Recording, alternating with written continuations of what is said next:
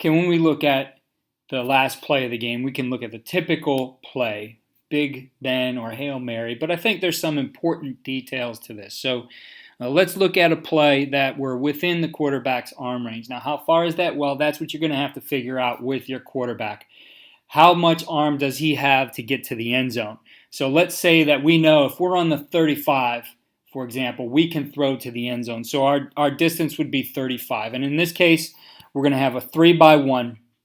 Ideally, we are running this to the quarterback's arm so that he's able to roll right, get behind it, and throw deep. So we're going to go ahead and get this guy, the point man, all the way across the goal line. He has to be into the end zone. Does not have to be very deep, but has to be in a position that if he goes up and catches the ball, he's going to come down with it for a touchdown. We want that other guy to go 5 yards beyond, and we want one guy 5 yards underneath. So the outside guy is going to be our fastest guy in this situation, and he's going to be able to get beyond, and then we're going to have that guy underneath who's going to be able to catch the ball. Our tipper ideally is a guy who can get up in the air, who can leap, has some range, can get his arms up, and be able to rip that ball down for a touchdown. What we want to do on the other side then is we want a guy who can win deep. So this is our best one-on-one matchup. Most likely they're going to have some help here, but I think that's something if you saw a full rotation or this guy got anxious to get over here because the quarterback was going that way, he could ideally try to win a one-on-one to this side as well. If not, though, we're putting it to the end zone. He wants to get that ball up into the air, have some arc on it so that it's coming down on that receiver, and the receiver has a chance to do something with that, whether it's to tip it up into the air and allow one of his teammates to get it, or if he's able to come down with it. If we have enough time for one more play, so let's say we have a timeout, or there's enough time for us to get up and maybe spike it, or if he gets out of bounds, we're going to be okay when we have enough time left for a play where we can get a chunk maybe to get us into field goal range if that's the need, or if we still need to go to a touchdown, at least to get into the quarterback's arm range, we can go ahead and run a play that's going to look similar to that, where we're getting down the field and stretching the two outside guys vertically. We're getting to 20 yards. And then going out. Again, we could roll to this if we wanted to. We could drop back to it. And then on the other side, if for some reason he was forced that way, we'd kind of want to work a 20-yard comeback on the outside as well. Looking at plays that are out of the quarterback's range, we can run the middle hook and ladder. We usually call this one, just the code word was Boise because they made it popular against the Sooners in the Fiesta Bowl.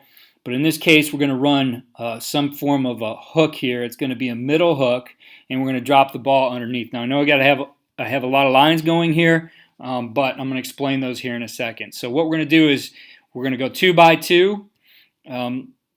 In this case, we want this to be middle of the field if we can is ideal, but this could be to the boundary as well. We're going to go ahead and we're going to clear the hash with this. We want to run kind of an inside release here. We don't want him coming to the outside, so we want to take that guy to the middle of the field. We want to aim for that safety's inside and take him with us. Okay? The outside guy is going to run a hook. He's going to get to 15 yards, and he's going to sit down. All right? Wants to create some space, so he's going here to the hash, sitting down. He does want to find a window between the linebackers here ideally, so we leave him some room to maneuver there. We're going to clear with number 2 on the other side as well. Now this guy can get the outside release to take this guy with him.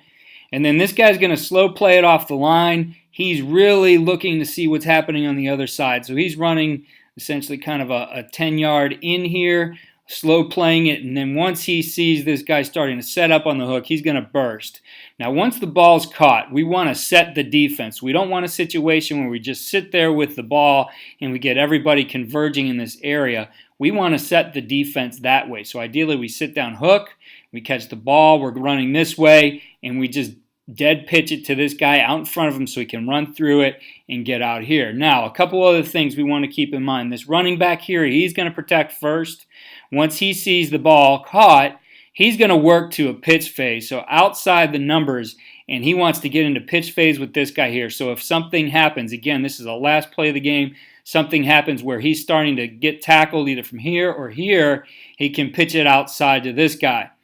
Everybody else is essentially getting in phase then for essentially what we would call rugby. We would turn the rest of the play into what would look like a rugby play where we have a bunch of laterals and we're pitching the ball. So on the release, he's basically going to start working to between the hash and the numbers. He'll work up the hash. He'll work to the middle of the field. He'll start working that other hash. He'll start working the other numbers. And we're going to be able to essentially spread right here. And then we can start then, after we get some spacing, kind of converging on the ball and being there to get a pitch. The big thing is that whoever has the ball, whether it's him, ends up here, even if it ends up right here, we cannot get tackled with the football. By no means, if the clock is running down, there's not going to be time on the clock after this play. The idea is we're not going to get tackled. We're either going to pick up that ball, recover a fumble, pitch it to somebody else, or worst case scenario, they get the ball and it ends. But we don't want it to end with us being tackled here. We want to try to get that ball to the end zone. Once we get inside the 25, we liked to set up our plays here. So we knew that anything from the 12 and in, if we're calling a play from the sideline, we're able to get a call in that we like there.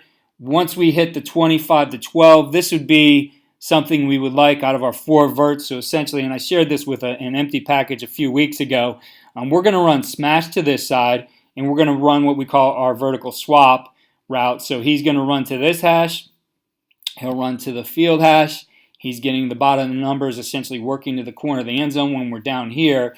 And now it really becomes what the quarterback does with his eyes. So we always want to start here. Ideally, we're going to move this guy, and now that really puts him in a bind. Usually, once we see eyes here, we're going to scan across. So then this guy is going to do something either to midpoint or take that, and now that puts us here to here with this guy having the midpoint or play one of those guys. So we end up, we feel, in a good situation. For our younger quarterbacks, I always told them, look here, throw the ball here. Because 90% of the time or higher, this guy is going to be open. But that's what we would like in that situation, 25 to 12. Again, once you get in your quarterback's range and you feel good about throwing passes, you've worked in that area, you can go ahead and call those there. But ideally, if it was maybe a couple plays you had to go, I would still teach your guys that if we get into this and it's last plays of the game, here's what we're going to run in this area. And for us, it would be this in this area. And we had another one, essentially what would be our, we'd have a smash on one side and a spacing on the other where we're able to get 2 corners here. And in that case, we would just need to know that we have to throw the corner routes unless we feel really good about somebody who's coming across on the spot route to get into the end zone. So there's our thoughts on game-ending plays, last plays, something that you can put in your repertoire and practice the rest of the season.